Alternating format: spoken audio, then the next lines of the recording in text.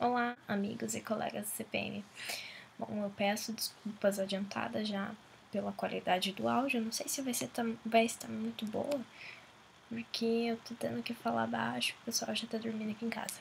Enfim, esse é um vídeo de um resumo básico da matéria de Sociologia que foi cobrado nesse primeiro trimestre para o pessoal dar uma revisada para recuperação. Espero que ajude, que seja de grande valia e que vocês se entendam um pouquinho mais. Bom, o primeiro tópico a ser estudado é a sociologia clássica, com os sociólogos clássicos. O primeiro sociólogo citado na matéria é Auguste Comte. Ele é um positivista. O que era o positivismo para Comte? Todo o conhecimento deve ser produzido a partir de dados sensíveis, da experiência sensível, dados concretos, positivos, que seriam os únicos capazes de gerar a verdadeira ciência no positivismo. Ele também era empirista. O que é o empirismo? É você explicar tudo pela ciência. É que nem Aristóteles explicava algumas coisas pela matemática. É a mesma coisa. Você tem que explicar um fato a partir da ciência. Eu acho que também é importante citar que ele acredita que a ciência ela pode organizar a ordem social e que ele também defendia o capitalismo já nessa época. Ele acreditava que a transição do feudalismo para o capitalismo ia organizar muito a sociedade, ia trazer muitas melhorias, muitos benefícios. O segundo sociólogo clássico que é citado é o Émile Durkheim. O principal postulado desse sociólogo, da sociedade para o indivíduo, do exterior para o interior. Ou seja, ele acreditava que a sociedade ela influenciava o indivíduo em todos os seus atos, no que ele pensava, como ele agia, o que ele fazia. Bom, ele começou a querer dar um caráter científico para a sociologia. Suas principais perguntas eram o que e como. Mas só que, para você dar um caráter científico a alguma coisa, você tem que ter o objeto de estudo. Como é que ele ia fazer isso se nenhum acontecimento da sociedade era igual? Bom, ele criou os fatos sociais. Ele categorizou cada ação das pessoas em fatos sociais. Esses fatos sociais podem ser coletivos, que são gerais, que é comum a todos, todos os membros de um grupo agem de uma mesma maneira. O fato social é o exterior a um indivíduo. Esse fato acontece independente da vontade do indivíduo. Eu posso não querer, mas aquilo vai acontecer, o fato vai acontecer. As pessoas vão pensar daquele jeito. E o outro é o coercitivo, que os indivíduos são obrigados a seguir um comportamento estabelecido pela sociedade, que é aquele exemplo básico dado em sala de aula, que é: nossa, você tá tão velha, por que você ainda não casou? Eu acho que isso não vai cair em prova, mas não deixa de ser importante também citar que os tipos de suicídio para Durkheim. O primeiro é o altruísta. O indivíduo ele vai valorizar a sociedade mais do que ele. Ou seja, ele pensa que a sociedade não precisa de alguém tão ruim como ele. O egoísta é o outro, que a pessoa sempre ela almeja um pouquinho mais, ou seja, ela acha que a sociedade não está à altura dele. E o anômico, que é anômico já até o nome remete à anomia, que é uma doença. Quando se sente a pessoa assim, ela é abandonada, por exemplo, uma pessoa está no seu leito de morte e ninguém mais dá apoio, ou se não um velhinho que é deixado em um asilo e ninguém mais dá devida assistência àquela pessoa. Então ela comete suicídio. Bom, Durkheim também foi responsável por criar as nominações de sociedade solidária mecânica e orgânica.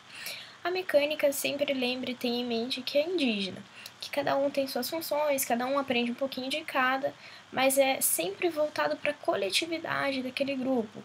Ou seja, uma pessoa planta, outra colhe, mas é sempre para o benefício do grupo inteiro. Não é algo para o individual, voltado para o individual. A orgânica, que é a nossa, que vivemos de hoje em dia, que é a sociedade moderna, que é do coletivo para o individual. Ou seja, a pessoa tem as suas funções, tem que cumprir suas obrigações, e se ela não cumpre devidamente as suas funções, isso vai acarretar nela, para ela mesma. O terceiro sociólogo é Max Weber, que ele acreditava que era do indivíduo para a sociedade. Ou seja, ele é o sociólogo compreensivo, ele tenta compreender o indivíduo que se passa dentro do indivíduo para explicar todas as ações que ele realiza. Bom, ele critica os positivistas porque eles acham que ele fala que os homens são subjetivos, ou seja, eles são sempre têm sempre mutação em suas ações. Bom, como que ele vai explicar então o que acontece na sociedade? Ele usa a ação social. Essa ação social ela pode ser racional, que ela tem um determinado fim, ou seja, pode ser com vocação ou sem vocação. Racional, como que eu posso dar um exemplo? Eu quero ser policial militar, mas eu tenho vocação para isso. Eu tenho o dom, eu sei como trabalhar em grupo, mas também pode ser a sem vocação. Eu quero entrar porque eu não tenho vocação, mas eu quero entrar pelo salário. A ação social afetiva, que a pessoa age pelos seus sentimentos, pelos seus impulsos, e a ação tradicional, que já é algo embutido já da cultura da pessoa. Ou seja, as pessoas que moram no Rio Grande do Sul, elas tomam chimarrão. Isso é uma ação tradicional. A relação social, dita por Max Weber, são aquelas que as pessoas elas procuram os grupos por gostos em comum. Ou seja, você ir para a igreja. Você está indo para a igreja porque você quer ir para a igreja, você gosta de ir para a igreja e lá você vai encontrar as pessoas com os mesmos valores, com os mesmos pensamentos, se não muito parecidos. Max Weber valorizava também o capitalismo, porque para ele o capitalismo significa disciplina. Se você faz tudo certinho, você for disciplinado, você vai ter um retorno. Bom, o seguinte sociólogo é Karl Marx. Na minha opinião, é o meu preferido, apesar de na matéria ele não ser muito explanado.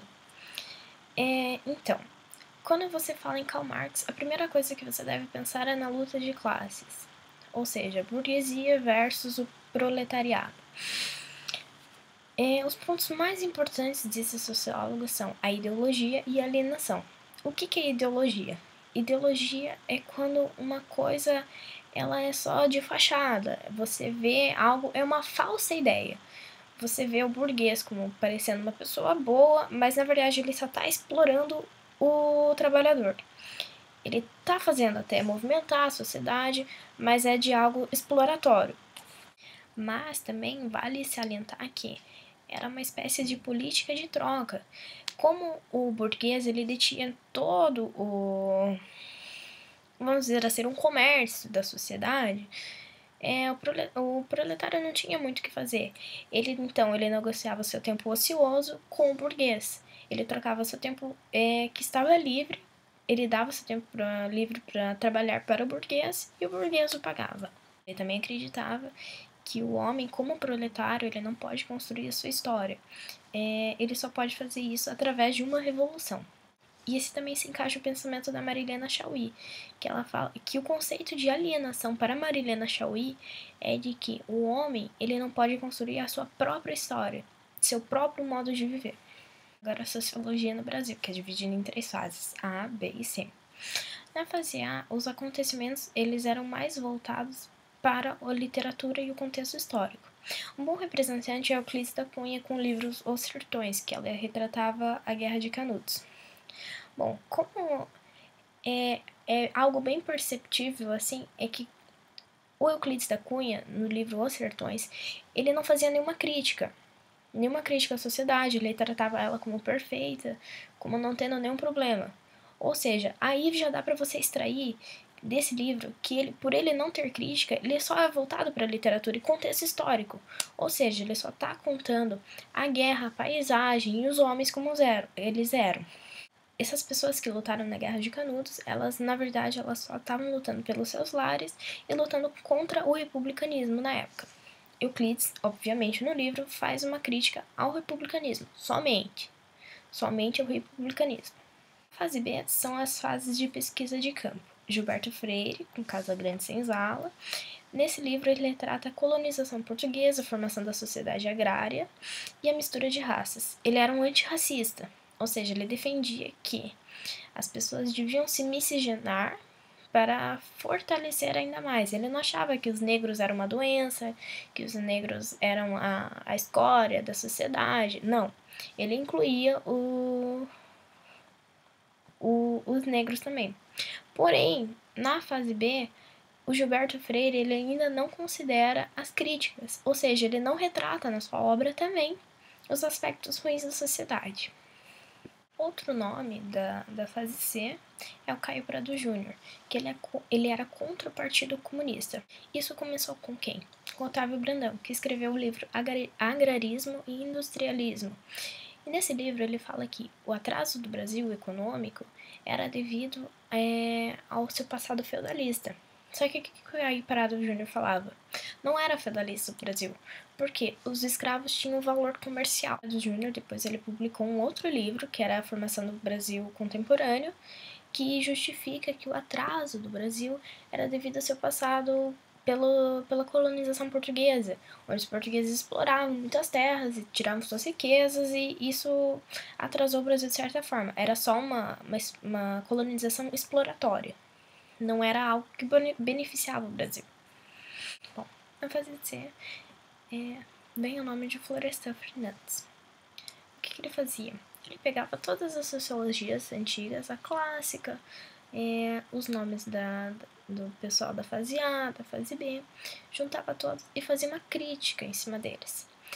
Ou seja, ele reaproveitava todos os pontos importantes. A industrialização e a urbanização também foi uma espécie de ajuda para ele para entender a sociedade também, porque isso desencadeou várias outras coisas. Uma das principais consequências da urbanização e da industrialização que Florestan percebeu é a marginalização das pessoas, o aumento da criminalidade, o aumento da violência. Esses fatos serviram justamente para a sua análise sociológica. Agora vem o conteúdo da escola.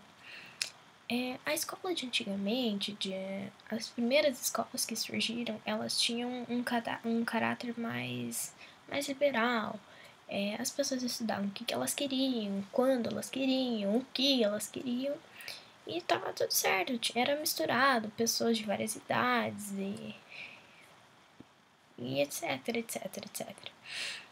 Já a escola moderna não, ela é dividida por séries, faixa etária, tem a programação certa, a metodologia certa, a pessoa não estuda o que ela quer, ela estuda o que lhe é, não o que lhe é imposto, mas aquilo que lhe é dado.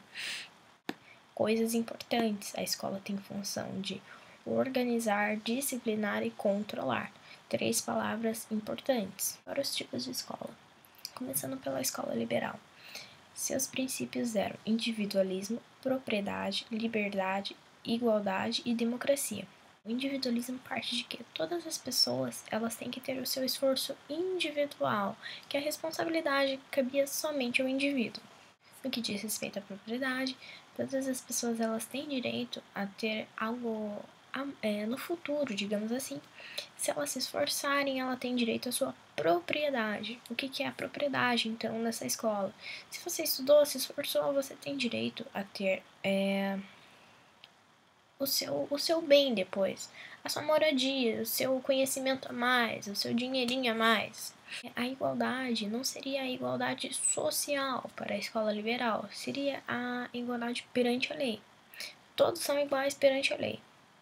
A democracia também fala que todos têm direito a usufruir dos bens dados pela sociedade, produzidos pela sociedade. Mas só que não é bem assim que acontece, né? A escola informal, pense novamente na escola indígena. São sociedades iletradas, ou seja, o conteúdo é passado oralmente às pessoas. Aprende quem quer, as pessoas passam o seu conhecimento na oralidade. Ele não tem técnicas específicas e a transmissão é no cotidiano, ou seja, você tá lá sentado e você pede para aprender, pede para alguém mais velho te ensinar alguma coisa. Essa é a escola informal. Sobre as escolas, surgem várias teorias. A teoria crítico-reprodutivista, o que ela diz? Que a escola aumenta as desigualdades, que a escola ela parte do princípio que igualdade não é justiça, que tem pessoas que já vêm com uma base de casa, que são priorizadas, e as que não têm a base de casa já, elas têm que tirar toda a sua cultura para se adaptar à cultura que é imposta pela sociedade. A teoria funcionalista, que Emily Durkheim também defende essa teoria. A escola funciona conforme a sociedade, ela é conservadora. Os erros que acontecem ao encaixar as escolas da realidade nesses modelos teóricos é a imobilista, que é uma atitude passiva, ou seja, você tem que se adaptar à escola, ponto final. A escola não pode fazer nenhuma mudança por você. Você que tem que se ajustar a todos os padrões da escola. A generalização, que é outro tópico. Todas as escolas são iguais. Não, nenhuma escola é igual a outra. O CPM, ela tem princípios militares. Já uma escola pública, ela não tem. Ela pode adotar algumas formas de disciplina, mas ela não tem toda a sua normatização como o colégio militar. Um pensador que é importante citar no conteúdo de escola é Paulo Freire. Ele tem a filosofia da libertação, que a consciência liberta a pessoa. Ou seja, na escola você tem que dar consciência para o indivíduo, você tem que ensinar ele a criticar, a ter autonomia, para aí ele ser uma pessoa feliz, ele ser liberto. Ou seja, conscientizar para libertar. E também tem um pensamento de Paulo Freire que pode ser interpretado da simples forma que, se você quer alguma coisa, batalhe, corra atrás que você vai conseguir. E você tenha empenho que você vai atingir seus objetivos. Bom, agora no finalzinho eu vou postar um flashback bem rapidinho, caso você ainda não tenha entendido alguma parte, para esclarecer um pouquinho mais. E espero que eu tenha falado um pouquinho, ressaltado alguns pontos importantes e você tenha entendido um pouquinho melhor. Acho que qualquer dúvida a gente se fala no colégio, posta um comentário aí, quem sabe eu saiba responder. Então é isso, beijo, tchau.